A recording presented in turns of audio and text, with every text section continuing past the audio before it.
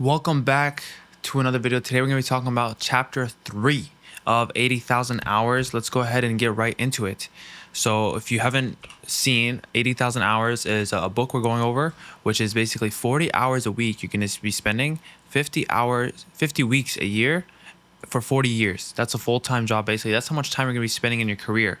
So if you could figure out how to do a 1% bigger impact in your career, then it is worth spending 800 hours trying to figure out how to do 1% better, because you're going to make a bigger impact. We already covered number 1, what makes a dream job, and can one person make a difference? And now we're going to be talking about 3 ways anyone can make a difference no matter their job. So this is what we're going to get into today.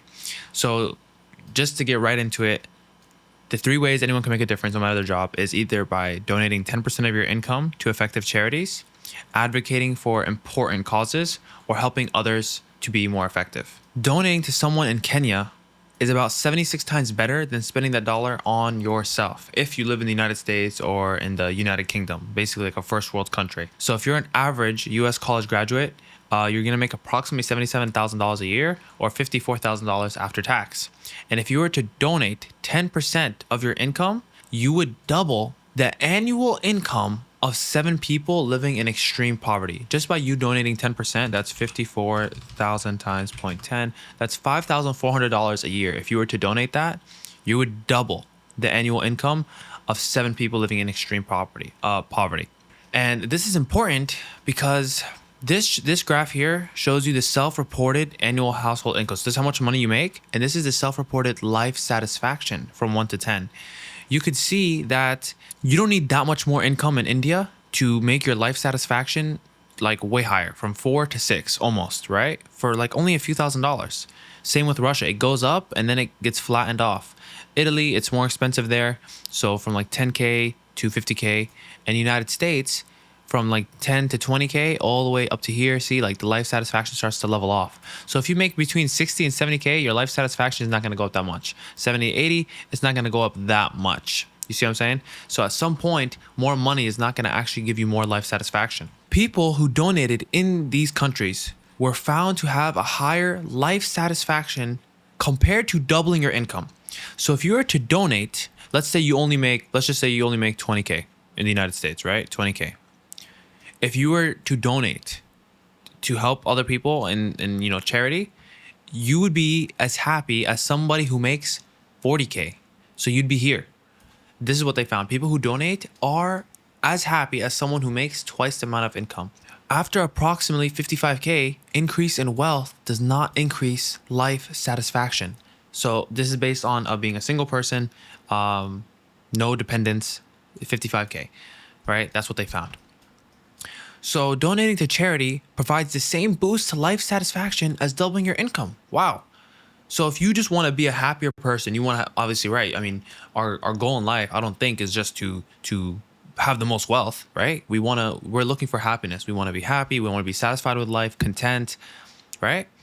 If you want more life satisfaction, you could just donate to charity. 10% of your income, that's $10 out of every 100. And you're going to have a higher life satisfaction as someone who makes twice the amount of money. So instead of switching careers to do good, you can often have a much greater impact by simply donating 10% of your income. So if you want to do good in your career and you're like, oh, well, maybe I should be a doctor, or maybe I should go be, president of the United States or something, right? Something big, try to make a big impact. You can actually be more effective in doing good with the same career that you already have, that you're already in, or the job that you're already doing, just by donating 10%. This is effective because there's already specialized organizations that dedicate their full time and research to these issues. So instead of you having to switch your job, switch what you're learning, switch your career, or dive into a new career, learn everything, that's going to take time before you start actually becoming useful and effective toward the society or toward the cause.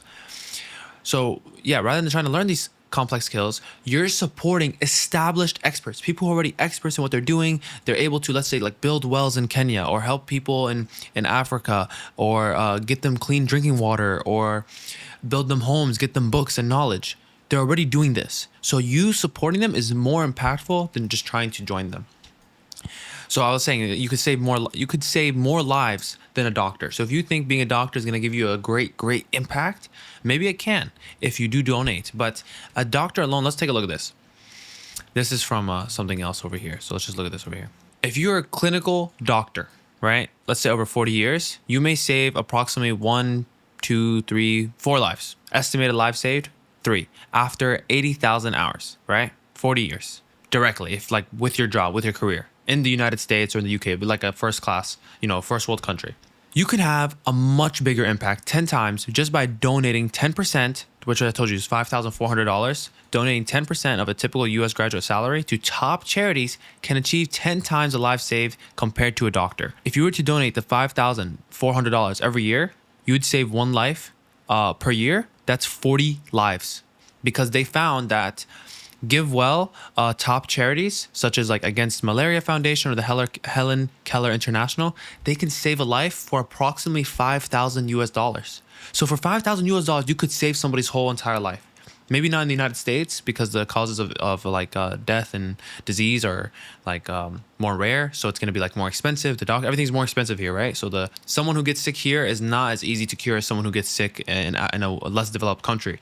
So you could save 40 lives by donating 10% of a normal average salary over 40 years. So let's see who's going to save more lives, a doctor or you, who only spends $5,400 a year or less, and you were able to save a life. This is extremely big. Why? Because if the richest 10% of all people donated just 10%, it could fund over $5 trillion a year to address major global issues like climate change, education, pandemic prevention, and global health. It's just crazy how much we could do just by donating a tiny amount, only $10 for every 100. So what are the organizations we should donate then? So GiveWell is a leading independent charity evaluator. All they do is evaluate different charities, and they estimate that the top charities they found can save a life for every $5,000 it receives, which is what we got this information here from, the 40 life saves. There may be charities that are more effective, but this one is studied, and if it's like the baseline, like we know we can save a life for about $5,000. There may be charities more effective, but we're not entirely sure. They're not researched. If you live in the United States or in the UK, you are most likely in the top 1% of global income. So this is the percentile of global income distribution. Percentile meaning if you're in the 30th percentile, that means out of all the people, everyone's below you. So let's say I don't know, like 20K, right? We're at 20K here. That if you make $20,000, you're in the 90th percentile, meaning 90% of all people in the world make 20K or less. So as you go up, you're at the top, right? So this is in a global perspective. If you live in the United States or in the UK, you're most likely gonna be here between $50,000 and $60,000. So right here, so you're in the top 1% of all global income. You make a lot of money, and we know we live good, but we just don't really understand how well we do live compared to people in other countries in different places. This is a direct quote from the book. As citizens of countries like the US and the UK, we know we're rich by global standards, but we usually don't think of ourselves as the richest people in the world. We're not the bankers, CEOs, or celebrities after all, but actually, if you earn $60,000 per year after taxes and don't have kids, then globally speaking, you are in the 1% in the entire globe. This is just to give you a little perspective of where we are at. We're fortunate enough to watch these videos. We're fortunate to have these jobs, to be able to do these things. So, but what matters is that we do more good, not that you have to do it necessarily with your own hands. So even if you don't have a high income, right? Because let's say, $5,400. Let's say you're not in this bracket here, 50 to 60K and above, right? Let's say you're like somewhere below here. Let's say like 10K above, whatever. Even if you don't have a high income, you can still have a disproportionate influence because you live in a wealthy nation, most likely, whether it's the United States or the UK or somewhere else that's well developed. These countries have a massive impact on global trade, climate change, and technology policy. You can use your voice through voting and advocacy to drive change. So just because you may not have the means, if you do not, then you don't have to do this donating 10%. You can advocate for important causes, or you can help others to be more effective. If you help someone find a job that's going to that's going to do a lot of good, or you help them get in a position of political power where they can then maybe like say, oh, we're going to increase foreign aid spending to help other countries by 0.1%, like just a tiny bit. You've done a lot of good like that. So you can help others be more effective that way, or you can advocate for important causes. Right now, this video is not necessarily spending money, but it is helping others to be more effective. If you have now been influenced and you have now been inspired to maybe donate a portion or to help others or to do good change. So anybody can make a difference, right? A huge difference in their life. You can save over 40, way more than that even, depending on what kind of job. Like if this doctor took 10% of his income, which would, let's say it was like 200K, right? 200, 1, 2, 3 times 10. That's $20,000 a year. If he was to donate that, he would be saving 4 lives every year just by donating his income to places that are going to need it more. So anybody can make a change. And if you can't donate, you can advocate, you can help others become more effective, understand these issues, or even inspire them to donate 10% of their income.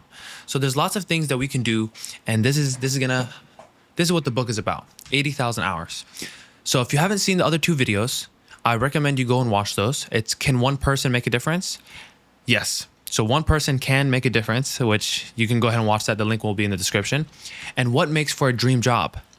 Because if you haven't picked your job yet, you're going to want to see this. Or if you're still like you're still like willing to change your job, you're willing to change your career, you're not like, that's it, you're locked in. You're going to want to find out what makes for a dream job, because it's going to help you pick a better job that's going to make you more satisfied in life. And then you can even do donation from there, donate to charities, etc., or not, or advocate or whatever. So that video is also in the link description below. Thank you guys for watching. The next video we're going to be watching is in which career can you help the most people? So this is what we're going to find out in the next video, God willing. Please hit the like and subscribe. I really appreciate you being here. And if you have any comments, please go ahead, put them in the comments below. I want to see what you guys have to say. Have you guys already picked a career that you're already stuck in now? Do you consider donating? Do you already donate? Let me know what you guys think.